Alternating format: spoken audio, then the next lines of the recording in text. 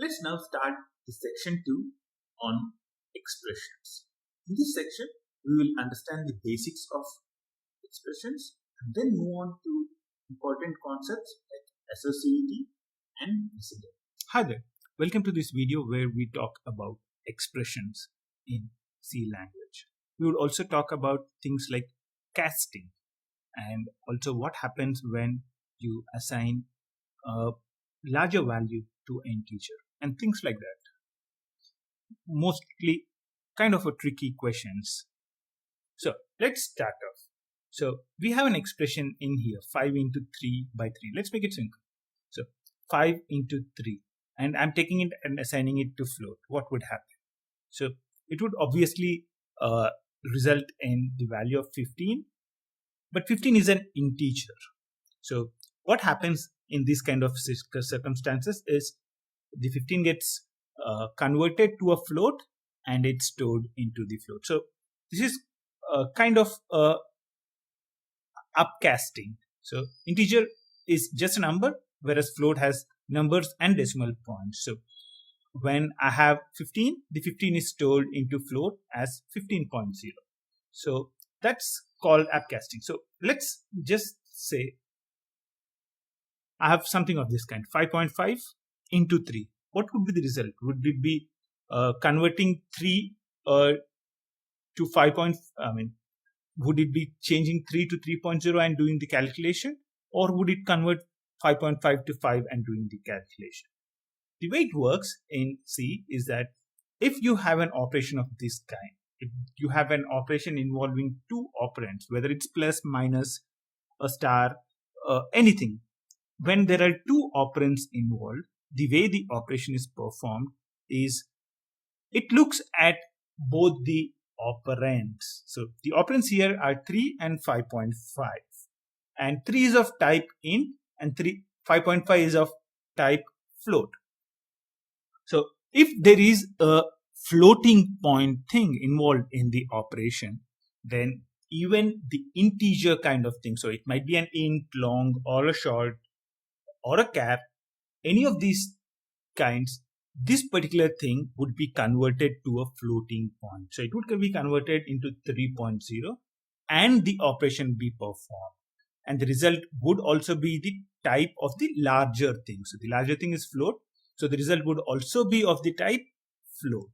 So that's kind of a general rule, standard rule in C programming. So if you have any operations which involve two operands of different types, the lower type is promoted to the upper type. So whatever is the lower type, here the int is the lower type compared to a float. So the int gets promoted to a float and the operation is then performed. So that's basically how these kind of operations are done. The next thing is about character. So can I assign a int to a character? The answer to that is yes. You can assign an integer value to a character. What happens is the number 65 actually represents the alphabet A. So what happens is 65 is stored into CH. CH can be even used in calculations. So here, if you look at it, I'm doing a CH into 10 and I'm printing the value of it in here. So I'm doing CH into 10 and printing the value in here. We'll see when we run the program whether it's working fine. It would run fine because CH char can be used in every place that a int can be used in. So if you can use an int in a calculation, then be rest assured you can use a char in there as well. The way C treats a char is very similar to the way it treats int or a long or a short for that matter. The next question is what happens? Here, if you look at I1, I'm assigning a very large value, which usually cannot be stored in an integer. So this particular value is so big that it cannot be stored into an integer. What would happen in that kind of situation?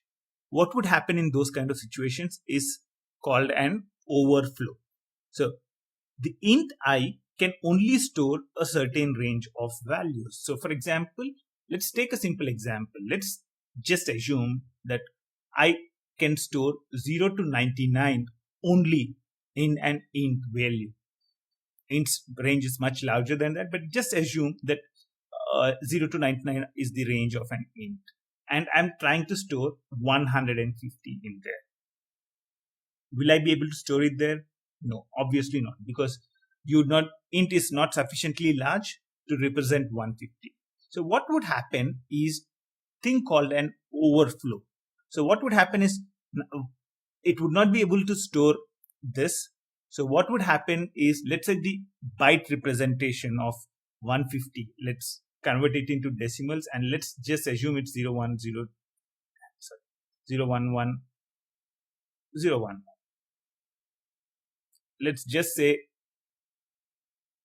this is the representation, and let's say int can only hold 8 bits. Int can actually hold 16 minimum and can be larger in other operating systems. But let's say int can hold only 8. Then what would happen is the highest 2 bits in here, get dropped off. And this is the value which gets stored into the integer value. This is called overflow. So similar kind of things would happen in here as well. So since int is not able to hold the whole thing, the higher order bits would be truncated and only the lower order bits would be stored into the integer. And that is called overflow. And underflow happens when the reverse thing happens. If I'm storing a value, my negative value, which is smaller than what is the minimum that can be stored in an integer, then an underflow would happen. Let's see what would be the result at a little later point. This is the next example that we are looking at. Int m is equal to 45.0. 45.0 is a float. Or double actually. Can I store a 45.0 into m? A double value into an integer? No. So what would happen is this would be truncated, converted to 45, and m would contain the value 45. This operation can also be made very explicit by doing an explicit cast. Here what I'm saying is, I know that 45.0 is a double, please convert it to an int. So I'm putting a request saying convert it please, and it would be converted and the value would be put in n.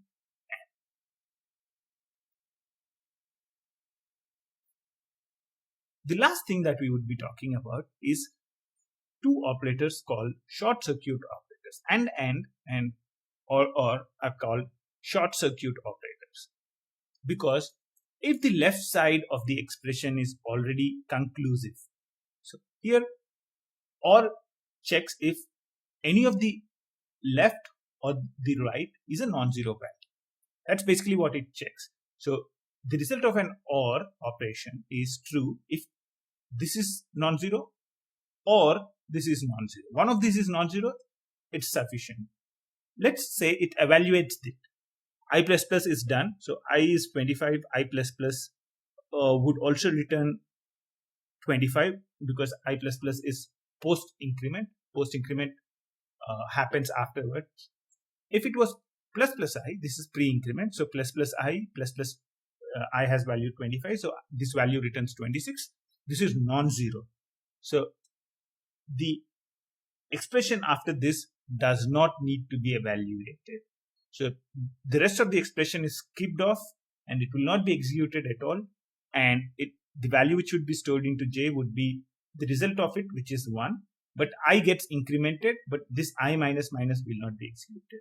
So this statement will not be executed at all. This is also true in the case of AND. In the case of AND, let's say this left side, if it evaluates to false, that's a 0, then the right side would not be executed at all. So left hand side of the expression, if it evaluates to false, then a double and short circuit operator will not execute the right side operation at all. These are called short circuit operators. Short circuit operators. Once a result is known, the short circuit operators don't have mercy. They don't execute the other part of the expressions at all.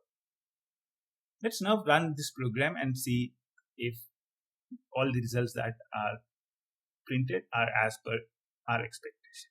So I, as we see, is having a value 25. We didn't do anything with it. J has a value 1. So as you can see, the result of that expression is true, and when the result is true, and or returns 1. The ch, we stored 65 into it. That's character A, and that's what is printed. M has a value 45 because we actually put 45.0 and it's converted into 45 and stored. Same is the case with N. N has a value of 45. And you can see that F is the first one that we declared, 5.5 into 3. The operation is performed and 16.5 is stored into F. It's printed with 5 zeros because that's the default formatting for a float in printf. It's printed with 6 decimals. And ch star 10, so character into 10, 65 was the value in character, so 65 into 10, 650. That's also printed properly. And you would see that I1 has a value 3430 something, whereas the value which we stored is much larger than that. So it stores a smaller value than that because it truncates the higher order bits, and whatever is left off is the lower order rounded bits. It's not important to know the exact value, but it's important to understand what's happening. This is called overflow. So there you go. Those are the different things that are related to expressions, underflow, overflow, casting, and what would happen when you store a value of a different type into another. Let's now discuss about an important concept in C, which is called associativity. Associativity. What's associativity? Let's consider a simple example. Let's consider this expression, 5.0 into 4 by 5. We know that in terms of precedence, star and division have the same same precedence. So star has the same precedence as slash. So what would be the result of this operation? So there are two ways this operation could be executed. Let's look at both ways right now. So one is something of this kind. So first 4 by 5 can be evaluated, and then 5.0 can be multiplied by with. Or the other option is, instead of doing it this way, it would be done this way. 5.0 is multiplied by 4 and divided by 5. So if the operation is performed in this way, let's say 5.0 into 4 by 5, it would be 5.0 into 4 by 5. 4 is a number and 5 is a number, no floating point. So the result is going to be an integer, that's 0. So it will not be 0.8 because both operands are int. So the result is also an int, so it would be 0. So the result will be 0. Whereas in this particular case, it would be 5.0 into 4, that is 20, 20.0, and divided by 5 would be resulting in 4.0. And because the value it needs to be stored in is I, it would be stored as 4. I is an integer, so it would be stored as 4. So the result in these two instances are different.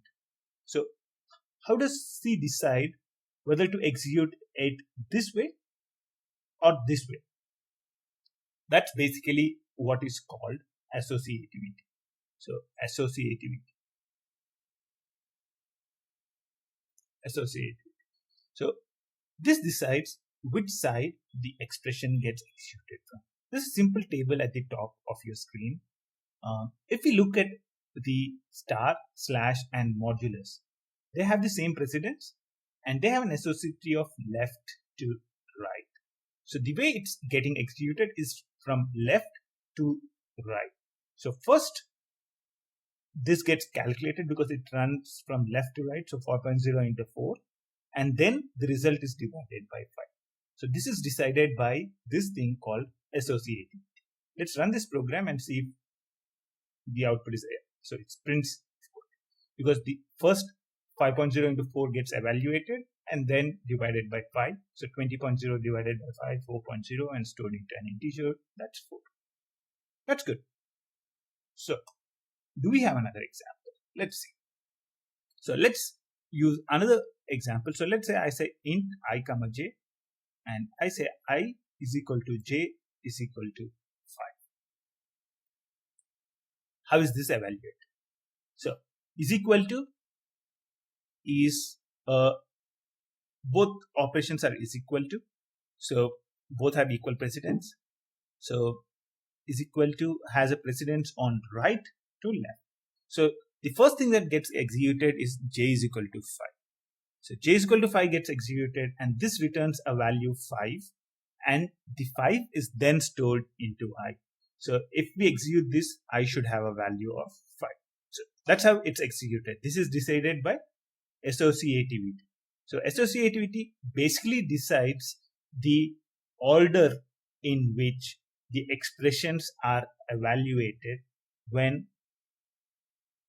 the operands in them have equal precedence.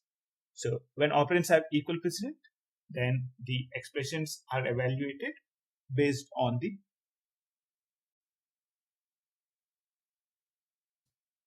In this video, let's look at precedence and understand what precedence means in a C program. Let's take a simple expression. So I is equal to 5 into 3 plus 5. What would be the result of this expression? Would it be 5 into 3, 15 plus 5, 20, or would it be 3 plus 5, 8, 8 into 5 is 40. Would it be 40 or would it be 20? How does C decide it?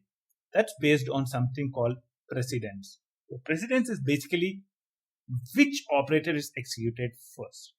In C, there are precedences which are assigned to all the operators. If you look at this table, it has the precedences for all the operators. The precedence of star is 3, whereas the precedence of plus is 4. So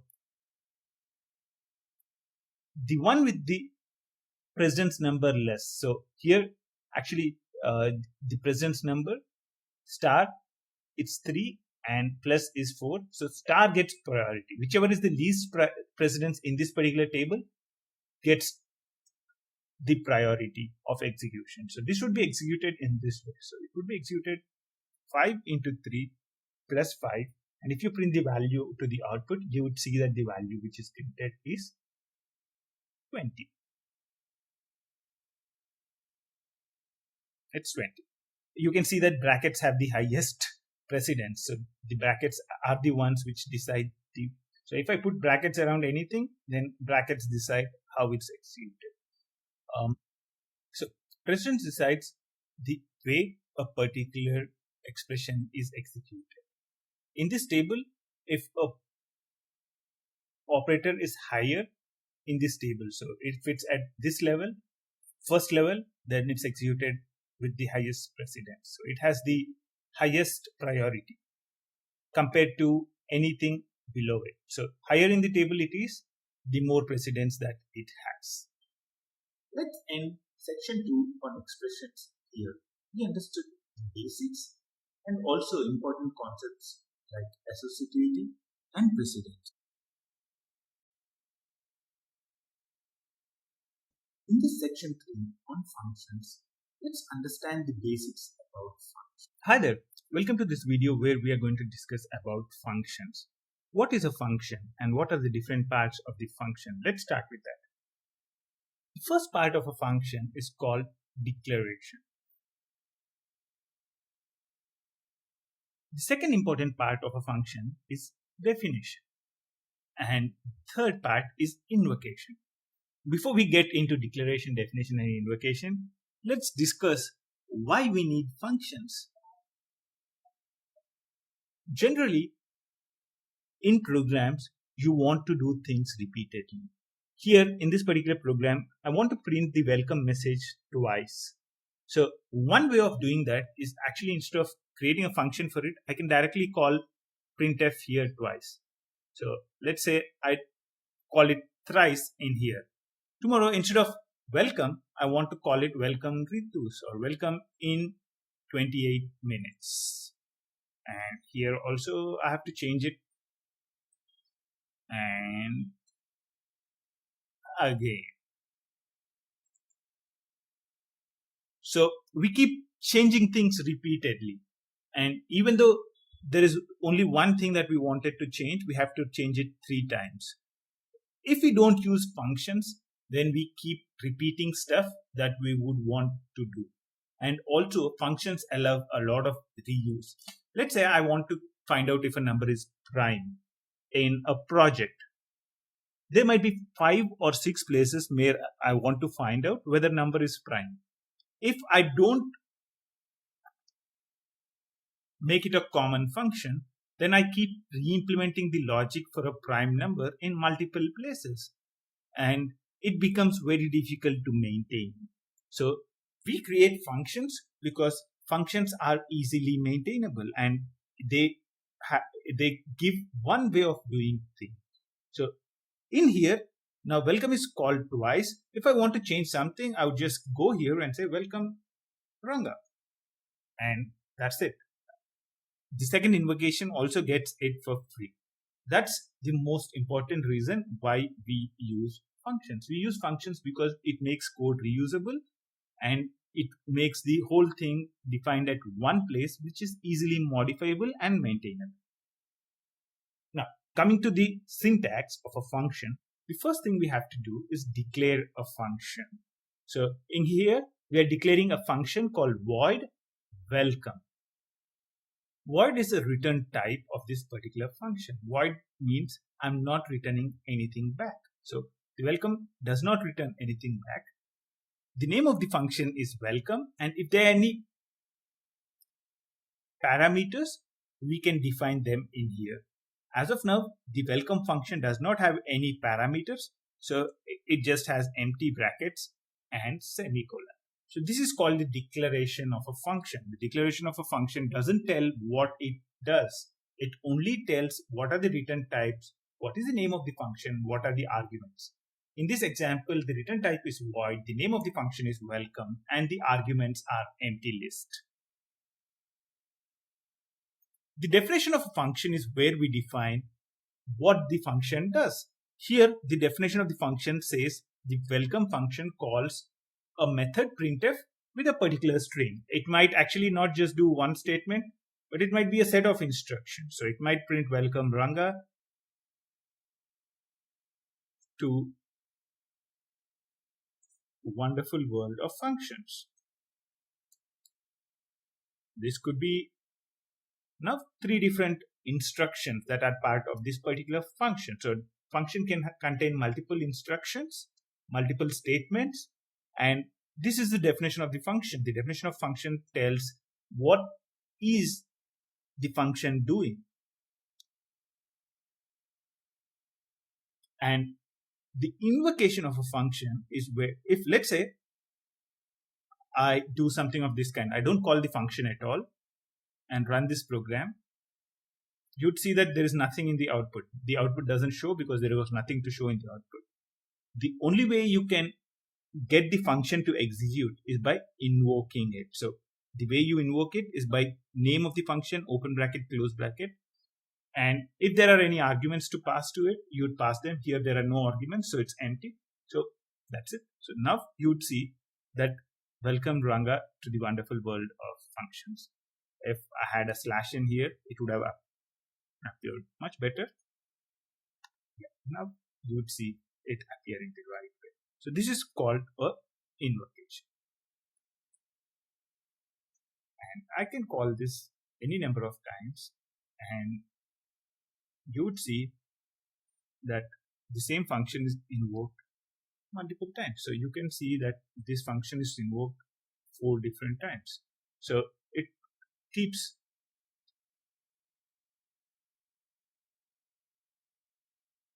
in this example, let's look at passing an argument to a function. In here, I have defined a simple function. First is a declaration. So it doesn't return anything. The name of the function is print, and the parameter that needs to be passed is int I. So the parameter I want to pass is I. So I is the parameter to this particular function. Here I'm calling the function print with an argument 5. So I'm passing 5 as an argument to this function. And this print I, what it does, it takes the I and prints it to the console. So this is a good example of passing a value to a function. Let's end the section 3 here. We learned the basics about functions.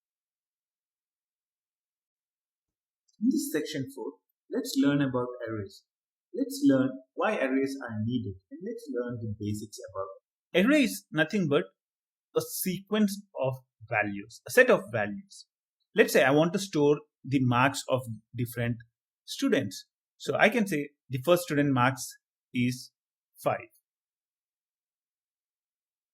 If I want another student, I would have to do something of this kind. Marks 2 is equal to 10. Another student, marks 3 is equal to 15. So if I have to store the values of marks of 15 students, then I have to create 15 different variables. And it becomes very difficult to write programs around these kinds of variables.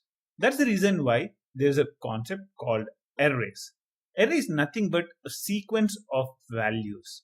So a set of values. So mark is equal to, I can store a set of values to them. So int marks is equal to the marks 99, 98, 87, 65. This is what is an array. So as you can see, it's all about marks, open bracket, close bracket, and I'm assigning a set of values to them. So 99, 98, 87, 65. So these are the different things which are stored in an array. So in this array, there are 4 different values. All these values are stored in this particular array. If I want to refer to this particular value, then I have to use something called an index. Indexing in an array, as you would be already aware, would be starting with 0. So the first element has an index 0, second element index 1, third element index 2, and 3. If I want to access this particular element 87, then I would do marks of, what is the index for it? It's 2. So marks of 2, let's say I want to give 10 more marks. So I would want to make it 97. So marks of 2 is equal to 97. So this value would be changed to 97. Let's assume marks had 5 values, 1, 2, 3, 4, 5. How would this be stored in memory? Here we are assuming that the size of an integer is 2 bytes. As we would learn a little later, the size of an integer is actually implementation dependent. So the size of the integer might vary, but here we are assuming that the integer size is 2 bytes. We have created a marks array with 1, 2, 3, 4, and 5. The way it would be stored in memory is something like this. I'm picking up a memory location 6000 in random. The memory location which would be picked up might be something else as well. Let's assume it's stored at 6000. All the values in an array are stored next to each other. So if you look at this particular array 1, 2, 3, 4, 5, they're stored in subsequent locations 1, 2, 3, 4, and 5. So 6000 has 1, 6002 has 2, 6004 has 3, 6006 has 4, and 6008 has a 5. And marks would point to the first memory location. So first memory location is 6000.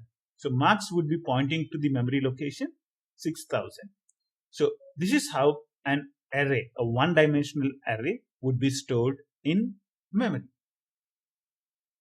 Let's now move on to a two-dimensional array and see how it's stored in memory.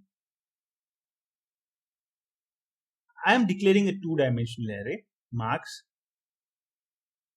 is equal to 1, 2, 3, 4, 5, 6. I'm saying the number of columns is 2. So you would see that I have 2 elements here. 1, 2, 1, 2. So 2 columns, and there would be 3 rows. 1, 2, 3. 3 rows and 2 columns. So the 2 columns is present in here as 2. So the way this is stored is that it's stored again in continuous memory locations. So if I say 1, 2, 3, 4, 5, 6, they are stored in continuous memory locations 1, 2, 3, 4, 5, 6. Here the number of columns is 2. So the first row, first element. Here the first row, second element. Second row, first element. Second row, second element. Because there are only 2 columns, there are only 2 elements in each row. So this is how it would be stored. Let's say I have actually declared 3 columns.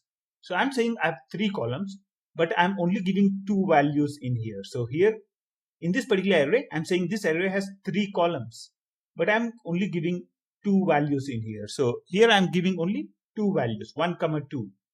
The third value I'm not giving. So the way it would be stored in memory is the third value would be stored as 0. So you can see that 6000 would have a value 1, 6002 has a value 2, 6004, which is the third column value for the first row, that's missing. So it would be stored as 0. So that memory location would be allocated to the array, but it would contain a value of 0. So this whole thing represents the first row. The first row values are 1, 2, and I have not assigned anything. So by default, a value of 0 is assigned. So 3, 4, and the third column value is not missing. So it's assigned a value 0. 5, 6, and 0. This is how the values of an 2-dimensional array are stored in memory.